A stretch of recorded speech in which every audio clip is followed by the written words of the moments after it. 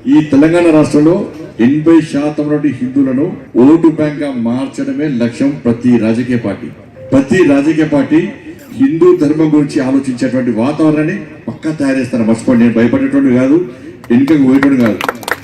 12% ఓట్ల కోసం రాజకీయ పార్టీలు అన్ని పోయి వాళ్ళకు చూపుతుందో, ఇవాళ తెలంగాణ రాష్ట్రంలో ప్రతి ఒక్క రాజకీయ పార్టీ హిందువుల కోసం మాత్రమే పనిచేసే విధంగా, అట్లా చెప్పి నేను ముస్లిం సమాజాన్ని కించపరచలేను, ముస్లింల మనోబలాన్ని కించపరచలేను, క్రైస్తవుల మనోబలాన్ని కించపరచలేను, ఇతర మతాలను కించపరచకన్నా ధర్మం గురించి మాత్రం గొప్ప చెప్పుకుంటాను. దానిలో వెనుకలు పోయలేదు. దాని ధర్మానికి ఆపదొస్తే కష్టం వస్తే పక్కా హిందూగా గర్జిస్తా గాంధిస్తా రోడ్డు మీద కొట్టాడు. దానిలో ఏ మనం లేదు. నా మీద కేసులు పెట్టారు, నన్ను జైలుకు పంపారు, మా కార్యకర్తలు లాంటి దెబ్బలు తిన్నారు, హిందూ ధర్మం కోసం పనిచేసే కార్యకర్తలు లాంటి దెబ్బలు తిన్నారు.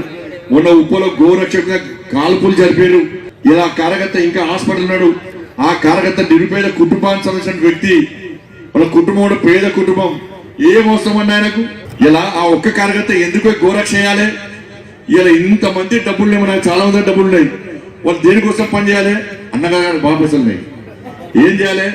ఇటువంటి కార్యకర్తలు భరోసా కల్పించాలి, ఇటువంటి కార్యకర్తలు ఆదుకునే ప్రయత్నం చేయాలి. మనం ఆంధ్ర రాష్ట్రంలో కానీ ఇలా పవన్ కళ్యాణ్ గారు సనాతన ధర్మం కోసం పనిచేస్తున్నాడు.